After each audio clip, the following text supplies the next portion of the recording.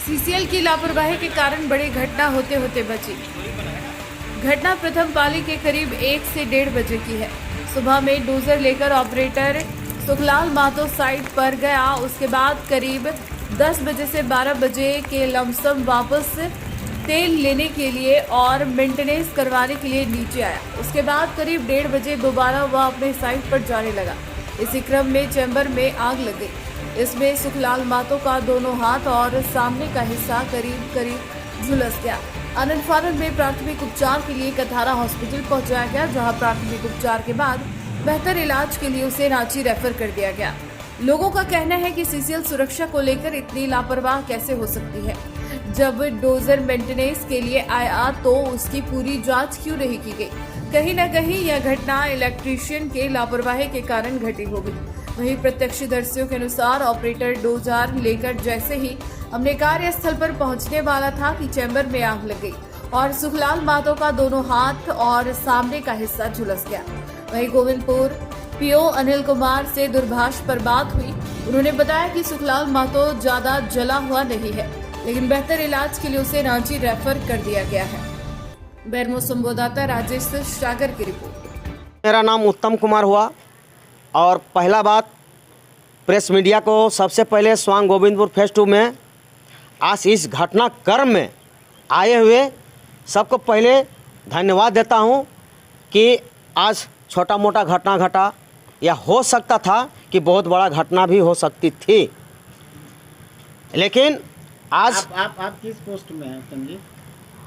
मैं उत्तम Kumar dumper operator RCMU का सेक्रेटरी हूं और मेरा सेकेंड शिफ्ट था। लेकिन फर्स्ट शिफ्ट के दौरान में मुझे सूचना मिली कि डोजर नंबर 29 में आग लग गया, जिसमें डोजर ऑपरेटर फूलचंद महतो चला रहे थे। पता चला अचानक कि उसको डोजर में आग लगने से वो झुलस गए। तो हम एक दूसरे आदमी से पूछताछ करते हुए फिर हम 0 पॉइंट पहुँचे और 0 पॉइंट पहुँचने के क्रम में सबसे पहले हम पीओ साहब को फ़ोन किए। तो पीओ साहब बोले कि उत्तम हम GM ऑफिस में मीटिंग में हैं, हम मीटिंग में हैं। हम बोले सर इतना बड़ा घटना घट गया है। तो आप बोल रहे नहीं वो जान रहे हैं उत्तम जी, सो हम लोग हैं सो उसको रेफ़र कर दिए।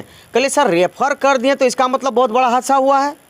तो नहीं हाथ जला है और थोड़ा सा चेहरा में भी लगा है, लेकिन उसको देव कमल हॉस्पिटल जो है उसमें हम लोग भेजे हुए हैं। तो बोले चलिए सर ठीक, मैंने कैसा है? तो बोले नहीं ठीक है, और इससे ज़्यादा जानकारी लेना है तो आप मैनेजर साहब से ले सकते हैं। तब हमने मैनेजर साहब के पास आए और मैनेजर साहब से डिस्कस किए। तो मैनेजर साहब को यही चीज़ हम बोले कि सर ऐसी घटना क्यों होता है। जब हम लोग ऑपरेटर आते हैं, हाज़िरी बनाते हैं, ना मशीन आपका सही चेक होता है, ना डंपर चेक होता है, ना सबल चेक होता है। हाज़िरी बनाए, हाज़िरी बनाने के क्रम में ज़्यादा से ज़्यादा 20 से 15 मिनट, 15 से 20 मिनट मान के चलिए। हम लोगों के यहाँ पर एक सायरन लगा हुआ है, सायरन बजा देंगे, आप मशीन लेके जाइए। मेरा डंपर इतना चलता है, मेरा डोजर इतना चलता है, मेरा सबल इतना चलता है, मेरा रनिंग फिटर इतना है, रनर फिटर मेरा इतना है, जनरल में मेरा फिटर इतना है, लेकिन अभी भी मशीन का रख रखाव सही तरीके से गोविंदपुर फेज 2 में सही से नहीं हो रहा है। और सेफ्टी डे को लेकर के जो अभी प्रोग्राम हुआ, अभी चेक भी आया हुआ था आपका, लेकिन क्या ये सिर्फ खाना पूर्ति होती है? सर हम इसमें भी आपको सच्चाई बता रहे हैं। सेफ्टी सुरक्षा सप्ताह जो चलता है, एक समय और तारीख निर्धारित होता है, जिसमें हम कई बार मैनेजमेंट से बात किए कि डंपर से, सोबल से, जनरल से, ऑटो से, हर डिपार्टमेंटल से आप एक दो प्रतिनिधि को नियुक्त कीजिए, माइंस को लेकर, मशीन से लेकर, प्रोजेक्ट से लेकर, कि सुरक्षा सप्ताह कैसे बढ़ेगा। लेकिन सर यहाँ पर अभी जो जैसा आप बताएं या हमको सुनने में आया कि खाना पूर्ति, तो बस एक फॉर्मेलिटी निभाया जा रहा है यहाँ पर, फॉर्मेलिटी कि सुरक्षा सप्ताह का अभियान यहाँ पर हमने चलाया। लेकिन आप अभी माइंस को जाकर होल लाइन देखिए, होल रोड, अभी बरसात का सीज़न आया हुआ है, डंपर सीधे कहाँ स्लाइड करके किस माइंस में चला जाएगा ये कहना बहुत मुश्किल है और कभी भी दुर्घटना हो सकता है। लेकिन इसमें मैनेजमेंट कतई ध्यान नहीं दे रहे हैं,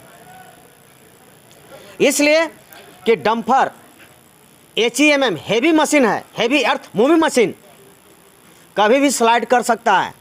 होल रोड का चौड़ाई, होल रोड का ग्रेडियंट, ये सब सही यहाँ पर नहीं है। लेकिन मजबूरन पूरे कठारा क्षेत्र में गोविंदपुर फेज़ 2 मात्र एक लोता प्रोजेक्ट है जो पूरा कठारा क्षेत्र को प्रोडक्शन दे रही है और कठारा क्षेत्र को नाम दे रहा है। लेकिन यहाँ का मैनेजमेंट और यहाँ का मजदूर का कोई लाभ नहीं हो रहा है।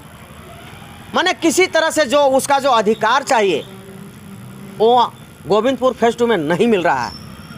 अभी कल हम स्वांग हॉस्पिटल गए हैं, डॉक्टर 3 दिन से नहीं आ रहे थे, राम साहब को फ़ोन किए, राम साहब पटना में थे, राम साहब को फ़ोन किए तो अमर साहब को, डॉक्टर को फ़ोन किए तो अमर साहब बोले कि GM साहब को आप फ़ोन कीजिए। जब GM साहब को फ़ोन लगाए संजय साहब को तो संजय साहब बोले कि नहीं तो जाएंगे, लेकिन डॉक्टर साहब आए नहीं, जबकि स्वांग अस्पताल लिखा जा रहा है और स्वांग अस्पताल के नाम से पूरा मुहैया कराया जा रहा है। लेकिन स्वांग को डिस्पेंसरी बना दिया, जबकि आपका क्षेत्र में स्वांग बस्ती, पिपराडी, खुदगड्डा, हजारी पटवा बस्ती पूरा शामिल है। पॉपुलेशन के हिसाब से स्वांग अस्पताल का दर्जा होना चाहिए, लेकिन ये हमको लगता है कि 2014-15 से इसका एस्टीमेट हम दे रहे हैं, लेकिन आज तक कुछ काम नहीं हुआ।